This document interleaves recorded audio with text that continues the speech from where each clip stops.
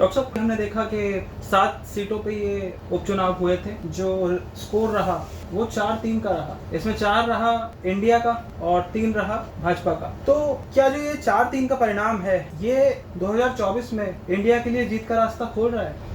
पूरब और पश्चिम के दर्शकों नमस्कार। आपका स्नेह और प्यार जो मिल रहा है, वैभव वशिष्ठ जी आप लोगों के लिए मुझे बुलाते रहते हैं, उसमें सबसे बड़ा योगदान आपका है और मैं आपका धन्यवाद करता हूं कि आपने बहुत थोड़े से समय में जो 1000 से ज्यादा सब्सक्राइबर इस चैनल को दिया है, उसके लिए आपको दिल की गहराइयों से पुनः नमस्कार। वैभव वशिष्ठ जी का सवाल है कि डॉक्टर साहब, 4 और 3 का रेशो क्या बीजेपी की हार और कांग्रेस के बड़े दिल दिखाते हुए बनाए गए इंडिया के गठबंधन की जीत का रास्ता खोलता है? इसी पर चर्चा करने जा रहे हैं हम। देश में भिन्न भिन्न स्थानों पर कई राज्यों में हुए उपचुनावों पर कि उनमें से इंडिया गठबंधन का जीत का रास्ता खुल रहा है या बीजेपी अपना किला बचाने की कोशिश में सफल होती दिखाई दे रही है। इसी के लिए वैभव वशिष्ठ जी के सवाल और आपके स्नेह के लिए आतुर डॉक्टर महेश भारंग के जवाब। वैसे हमारे दर्शक जो हैं वो बहुत सक्रिय हैं, जागरूक हैं। इन्हें सबको पता होगा, ये अवगत होंगे इस बात से कि कौन से राज्यों में, कौन से जिलों में ये चुनाव हुए थे। लेकिन फिर भी हम, अगर कोई ऐसे 10% हो जिन्हें ना पता हो, तो हम चाहेंगे कि आप एक बार ये बता दें कहाँ पे कौन जीता है। दर्शकों, ये 7 जगह चुनाव हुए, उनमें त्रिपुरा में 2 जगह से चुनाव हुआ था। वेस्ट बंगाल में धूपगुड़ी नामक विधानसभा क्षेत्र है, वहां से चुनाव हुआ था। धूपपल्ली केरल में जगह है, जहां से चुनाव हुआ था। झारखंड में एक सीट थी जहां से चुनाव हुआ था। उत्तराखंड की बागेश्वर सीट से चुनाव हुआ था और यूपी की घोसी सीट से चुनाव हुआ था। ये सभी विधानसभा के चुनाव थे। लेकिन आप ये देखिए, कहां उत्तराखंड और उत्तराखंड के साथ लगा हुआ उत्तर प्रदेश और दक्षिण का केरल और पूर्व उत्तर का त्रिपुरा, यानी जहां उत्तर प्रदेश देश का दिल है, वहीं देश का मुकुट उत्तराखंड और देश की वहां त्रिपुरा, पुरानी संस्कृति का गढ़ केरल और बॉर्डर का पश्चिमी बंगाल। तो अगर इस दृष्टि से इसे देखें तो वशिष्ठ साहब, ये एक तरह से पूरे देश के इंडिया का एक पल्स क्या है,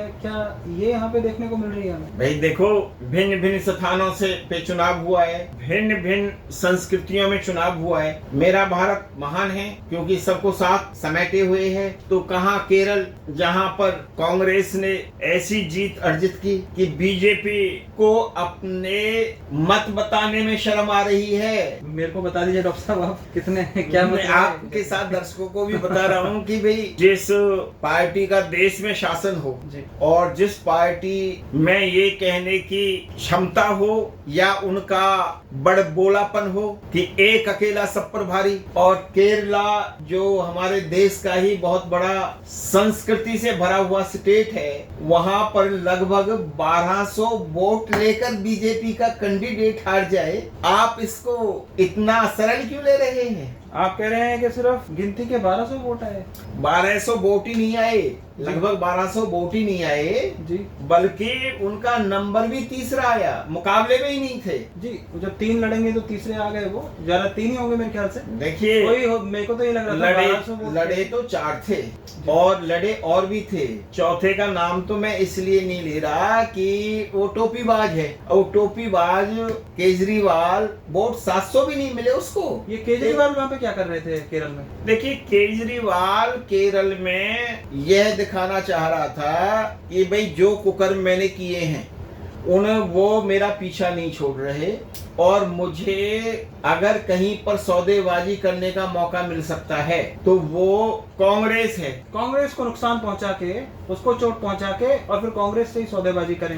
भैया ये देखिए, सोच है आप कह रहे हैं? ये सोच ही नहीं है, तो प्रदर्शन है उनका, ये वास्तविकता है। जिस पार्टी ने इसको, केजरीवाल को दिल्ली की मुख्यमंत्री की सीट पर पहुंचाया, उस केजरीवाल ने अगर कहीं भी कोई नुकसान करने का प्रयास किया है, उससे कोई नुकसान हुआ है, वो केवल और केवल कांग्रेस पार्टी है।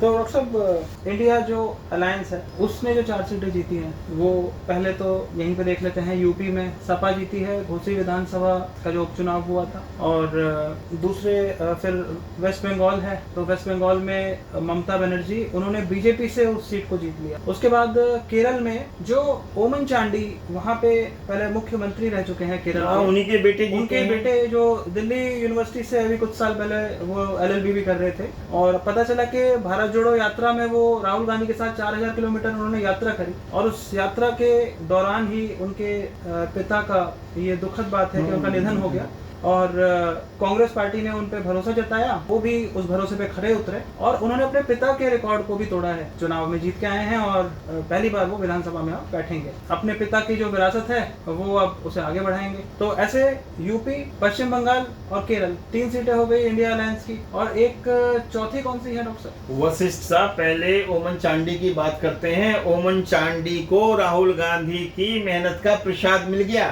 चांडी ओमन को, ओमन चांडी पिताजी थे और पुत्र का नाम चांडी ओमन। वो एक अपने फर्स्ट नेम को आगे लगाता है, अच्छा। एक अपने फर्स्ट नेम को पीछे लगाता है। कोई कल्चर है वहाँ का डॉक्टर साहब? देखिए, हाँ, वो अच्छा समझा जाता है। अच्छा। लेकिन मैं जो कह रहा हूँ वो ये कह रहा हूँ कि चांडी साहब को राहुल गांधी का आशीर्वाद मिल गया उनकी मेहनत का, और राहुल गांधी ने एक चांडी के लिए दरवाजा नहीं खोला। पता नहीं कितने चांडियों को MLA बनाएंगे राहुल गांधी जी।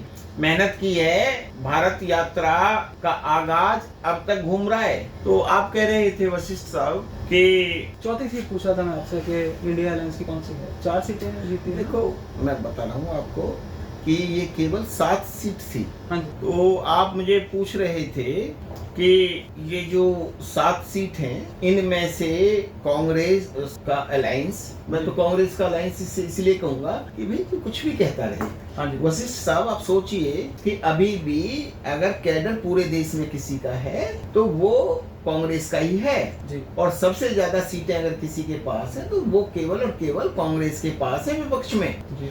तो ये जहां भी सैक्रिफाई भी कांग्रेस को करना पड़ रहा है, ये बड़े दिल की बात नहीं है। ये इस बात की भी बात है कि भाई बेशक तुमने देखो, जिस SP को कांग्रेस ने यूपी में जिताया है, उसी समाजवादी पार्टी ने कांग्रेस का यूपी में बहुत नुकसान किया है। जी। लेकिन देश को अपने विचारों से अवगत कराने के लिए राहुल गांधी ने बड़ा कदम उठाया है। इसका तो स्वागत होना चाहिए। तो आप कह रहे थे कि ये 7 और 3 का रेशो क्या है? बहुत सिंपल है, 4 और 3 का। 4 और 3 का 7, टोटल 7 सीट हाँ है। जी, हाँ जी। भाई त्रिपुरा में दोनों सीट बीजेपी ने जीती है जी। और उत्तराखंड में बीजेपी ने जीती है। झारखंड में जो झारखंड मुक्ति मुक्ति मोर्चा मोर्चा JMM ने सीट जीती। झामुमो और केरल में अपना चांडी ओमन जीते हैं, वेस्ट बंगाल में दीदी की पार्टी जीती है, और यूपी में सपा साइकिल है ना, जो है वो आगे निकल गई है भाई कमल को इसे- रौंदते हुए। इसे यूं भी कह सकते हैं कि 4 सीट INDI अलायंस ने जीती हैं और 3 सीट बीजेपी ने जीती है। ये इशारा करता है इस बात का, यदि विपक्ष एक है तो विपक्ष 7 सीट में से भी 1 सीट ज्यादा ले जाता है।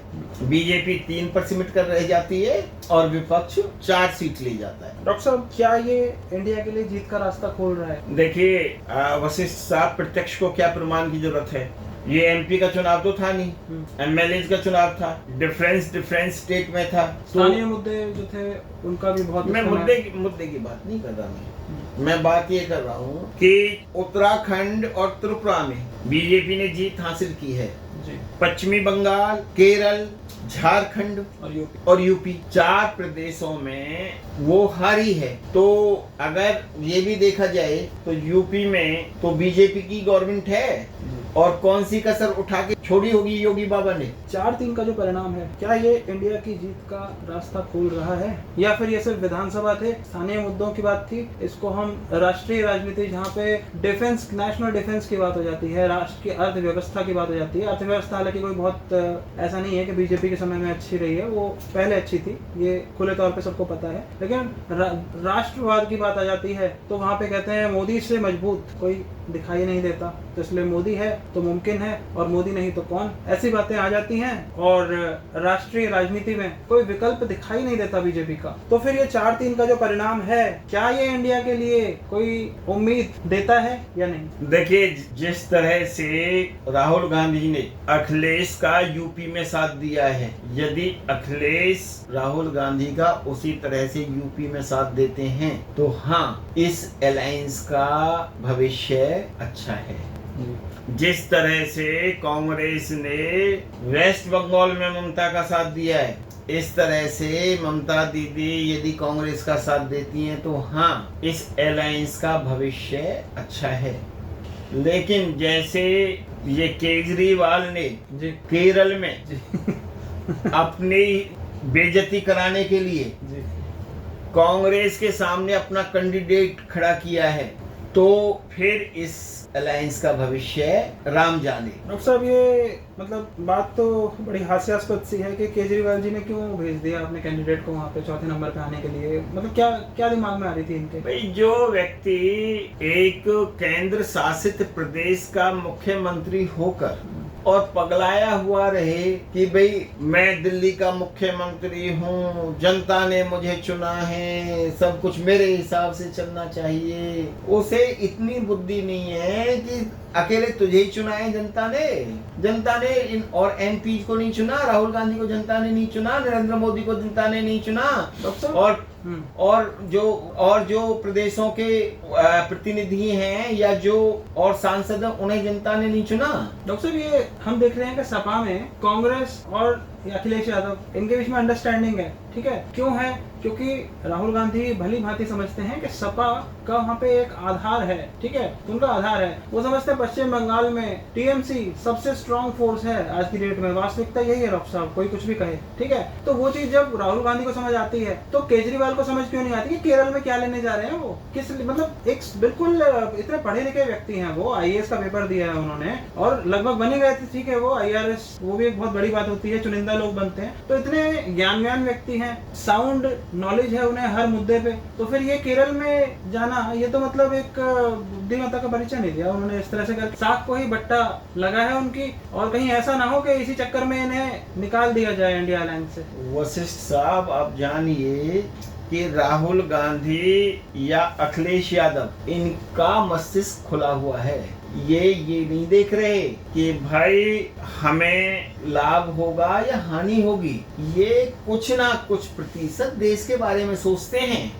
ये इनकी जो राजनीति है ना, वो लोकतंत्र की राजनीति है। ममता दीदी को भी आप इसी में इंक्लूड कर रहे हैं? आप एक बात समझिए जी, कि जिस लेडी ने कांग्रेस को छोड़कर हवाई चप्पल पहनकर जी और उन लोगों से पश्चिम बंगाल को मुक्त कराया हो, जो ये कहते थे कि पश्चिम बंगाल तो हमारा गढ़ है, हमें तो यहाँ से कोई हटा ही नहीं सकता। जी। अपना इन राजनीतिक व्यक्तियों के आपसी मतभेद हो सकते हैं, हमारा किससे क्या मतभेद है? हाँ जी डॉक्टर, हमारे वो नेता है, नेत्री है, और क्या नाम है आपका, अखिलेश यादव नेता है जी। राहुल गांधी में सामंजस्य बिठाने का मादा है, राहुल गांधी में त्याग करने की हिम्मत है। राहुल गांधी अपने विजन के साथ देश को आगे बढ़ाना चाहता है। ये कहाँ आप केजरीवाल में देख रहे हैं? केजरीवाल को पता ही नहीं है कि मेरे अलग से भी कोई दुनिया है।